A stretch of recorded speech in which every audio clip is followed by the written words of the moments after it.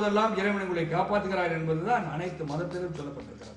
அதுதான் கிறிஸ்தவ மதத்திலும் சொல்லப்பட்டிருக்கிறது, இந்து மதத்திலும் சொல்லப்பட்டிருக்கிறது, இஸ்லாமிய மதத்திலும் சொல்லப்பட்டிருக்கிறது. என்னை பொறுத்தவரை சமத்துவம் என்று நான் பெயர் வைத்ததுக்கு காரணமே, இங்க இருந்தீங்கன்னா எல்லாருக்கையும் கீறி பார்த்தா சிவப்பு கலர் தான் ரத்தம் ஓடும், வேற எந்த கலர்லையும் ரத்தம் ஓடாது. இறைவனின் படைப்பிலே நாம் அனைவரும் ஒன்று என்ற தத்துவத்தை மட்டும்தான் மனதில் வைத்துக் கொள்ள வேண்டும். அந்த தத்துவத்தை நம்ம வாழ்ந்துட்டு இருக்கோம். ஆக அது பைபிளாக இருக்கட்டும், கோரானாக இருக்கட்டும், பகவத்கீதையாக இருக்கட்டும், சொல்லித் தருவதெல்லாம் இங்க சொன்னா பலரும் பேசும்போது சொன்னாங்க, 100 ரூபாய் சம்பாதிக்கும் போது 2 ரூபாய் ஸ்டீஃபன் போன்றவர்கள் நீ கொடுக்கலாம், 50,000 ரூபாய் நீங்க ஒரு வருஷத்துக்கு சம்பாதிக்கும் போது 5,000 ரூபாய் தரலான்னு விஜயதர்மி அவர்கள் சொன்னார்கள். உண்மைதான்.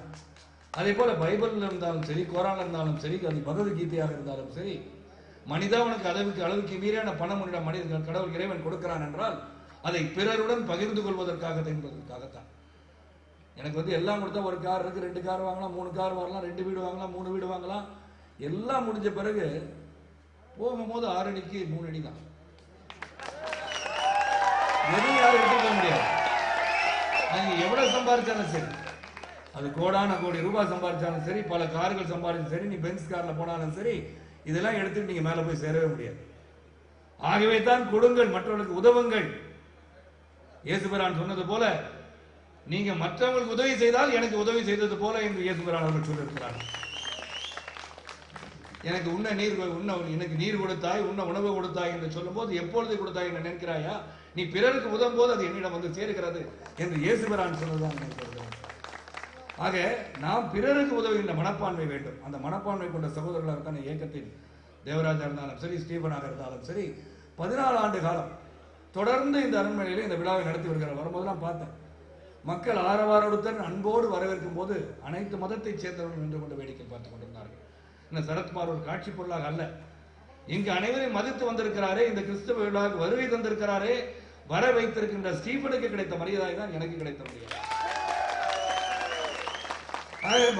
நேரம் 11 மணி 11:30 மணி ஆகுது, எல்லாரும் உட்கார்ந்து கேட்டுட்டு இருக்காங்கன்னா அதற்கு காரணம் நாம் அனைவரும் ஒன்றாக இருக்க வேண்டும். நல்லதை சொல்பவர்களை எல்லாம் அழைத்திருக்கிறார்கள். இந்த மேடையில் இருக்கிறவங்க நல்லவர்கள், இவர்கள் எல்லாம் நல்லதை சொல்ல வந்திருக்கிறார்கள். நல்ல செய்திகளை நமக்கு இந்த கிறிஸ்துமஸ் திருநாளிலே சொல்ல வந்திருக்கிறார்கள். அடிப்படையில் தான் நீங்கள் எல்லாம் குழுமி இருக்கிறீர்கள். இங்கு சென்ற ஆண்டு நமது முதலமைச்சர் மாண்புமிகு புரட்சி தலைவர்கள் வரும்போது உங்களிடம் சில 3 கோரிக்கைகள் வைத்திருக்கிறோம். இந்த கோரிக்கைகள் ஒன்றாகத்தான் அண்மையிலே நடந்த 3-4 நாட்கள் முன்பு சென்னையிலே நடந்த விழாவிலே 500 பேரை ஜெருசலத்திற்கு நாங்கள் அனுப்பி வைக்கிறோம் கிறிஸ்தவர்களே என்று சொன்னதை எனக்கு சுட்டிக்காட்டி, மற்ற 2 கோரிக்கையும் நிச்சயமாக பரிசீலிக்கிறேன் என்று அவர்கள் சொல்லியிருக்கிறார்கள். இங்கே அன்பு சகோதரர் ஜான் ஜேக்கப் அவர்கள் பேசுகையிலே சரத்குமார் அவர்களும் இங்கே வந்திருக்கிறார்கள், அவர் அடுத்த முதல்வராகி விடுவார் என்று சொன்னார்கள். உண்மைதான், நான் முதல்வராவது உண்மைதான். எப்படி என்றால், வாழ்க்கையிலே சிறந்த மனிதனாக வாழ்பவன் முதல்வன், நல்ல மனிதனாக வாழ்பவன் முதல்வன். ஆகவே தான் ஜான் ஜேக்கப் அவர்கள் சொல்லும் போது நீ நிச்சயமாக முதல்வராகி விடுவாய் என்று சொல்லும் போது நான் என் ரசிகமன்ற தோழர்கள் சொல்வேன், வாழ்க்கையில் நீ முன்னேற வேண்டுமானால் நல்ல மனிதனாக வாழ வேண்டும், நல்ல மனிதனாக நீ இருக்கும் போது நீ முதல்வனாக இருப்பாய் என்று சொன்னேன். அதைத்தான் ஜான் ஜேக்கப் அவர்கள் நீ முதல்வனாக என்று சொல்லியிருக்கிறார். அதை தவறாக யாரும் சொல்லுவார்கள். எனக்கு உங்கள் இதயத்தில் முதல்வனாக இருக்க வேண்டும் என்ற ஆசை இருக்கிறது. எனக்கு உங்களுக்கு சேவை செய்ய வேண்டும் என்ற ஆசை இருக்கிறது. நாம் அனைவரும் ஒற்றுமையாக ஜாதி மதத்தை கடந்து, மொழியை கடந்து சிறந்த வாழ்க்கையை வாழ்ந்து நல்ல மனிதர்களாக இந்த பூ உலகத்தை பிறந்ததற்கு ஒரு காரணம் இருக்கிறது. Destiny brings people together. We have to find the purpose என்று சொல்வார்கள். இன்று எனக்கு 57 வயது ஆகிறது, பார்க்க 20 வயசு மாதிரி தான் இருப்பேன். அந்த 57 ஆண்டுகளுக்கு பிறகு இந்த அரண்மனைக்கு நான் வர வேண்டும், உங்களை நான் சந்திக்க வேண்டும் என்று இறைவன் எழுதி வைத்திருக்கிறான். நான் எழுதி வைக்கல, இறைவனை நான் கட்டளை. இங்க இருக்கும் எல்லாரையும் இந்த ஒரே மேடையில் சந்திக்க வேண்டும் என்று நினைப்பது இறைவனின் செயல், நம் செயல் அல்ல. நான் டெல்லியில போனேன், சொந்த ஊர் நெல்லை மாவட்டம். ஆனால் சொந்த ஊரை எங்க அப்பாலாம் இருந்தது மாநகரி தலக்காவூர்ல, காரைக்குடி ராமநாதபுரம் மாவட்டம், இன்று சிவகங்கை மாவட்டம். ஆக இப்படி இருந்து நான் பிறந்து வளர்ந்து என் 57வது வயதிலே நான் அருண்மலைக்கு இந்த நிகழ்ச்சிக்கு வருகிறேன் என்றால் நிச்சயமாக அதற்கு ஒரு காரணம் இருக்கிறது. அந்த காரணம் ஒற்றுமையை அனைவரும் வளர்க்க வேண்டும், ஒற்றுமை தீயை பரப்ப வேண்டும் என்ற எண்ணத்தில் தான் இங்கு என்னையும் அனுப்பி வைத்திருக்கிறார் இறைவன், உங்கள் அனைவரும் அனுப்பி வைத்திருக்கிறார் என்ற அடிப்படையிலே அதிகமாக பேச வேண்டும் என்று நினைத்தேன். அதிக கருத்துக்களை எழுதி கூட வைத்திருந்தேன். ஆனால் இந்த விழா எனக்கு உண்மையிலே பெரும் மகிழ்ச்சி அளிக்கிறது. இந்த விழா பெருமகிழ்ச்சி அளிக்கிறதா இந்த நேரத்தில் இரவு நேரத்திலும் உங்களெல்லாம் பார்க்கறத பெரிய மகிழ்ச்சி. அது ஸ்டீஃபனுக்கு தான் நன்றி சொல்லணும். என்னுடைய பொதுச் செயலாளர் கரு நாகராஜன் நன்றி சொல்ல வேண்டும். மாவட்ட செயலாளர் தியோடோர் சாம் தேவசாராயம், மற்ற இவருடன் வந்திருக்க துணைத் தலைவர், என்னுடைய கொள்கை பரப்பு செயலாளர் தென்மண்டல செயலாளர் சுந்தர் அவர்கள், கொள்கை பரப்பு ஜெயபிரகாஷ், அனைவருக்கும் நன்றி சொல்லணும். ஏன்னா உண்மையிலே 8 மணி நேரம் போனது தெரியல. இன்னும் 4 மணி நேரம் உட்காரலான் இருக்கு. ஒரு பாட்டு எழுதி கொடுத்தா நானும் பாடலாம் போல தோணுது. நாளை காலையிலே விமானத்தில் செல்ல இருப்பதால் நிச்சயமாக தமிழகத்திலே உங்கள் எண்ணங்கள் எல்லாம் சிறப்பாக, உங்கள் கோரிக்கைகள் எல்லாம் இறைவன் மீது பாடி இந்த பாடலாக நிச்சயமா பாடு.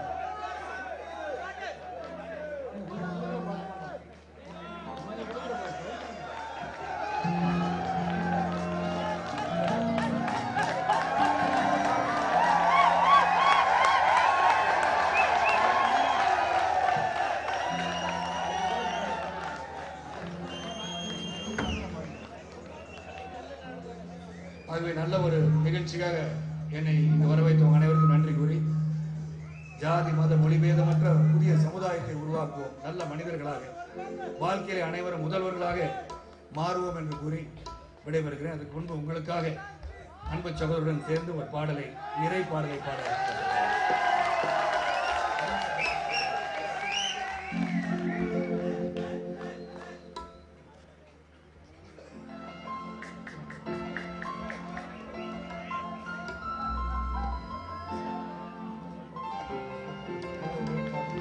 இயேசு ராஜா முன்னே செல்கிறார். ஓசன்னா கீதம்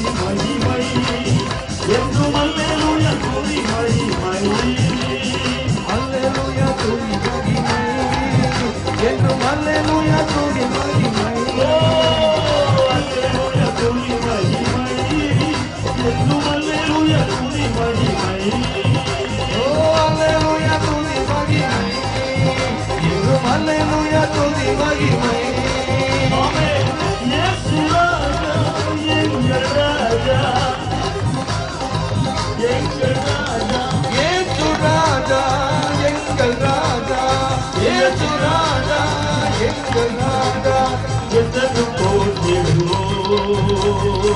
என்றென்றும் போற்றிடுவோம்.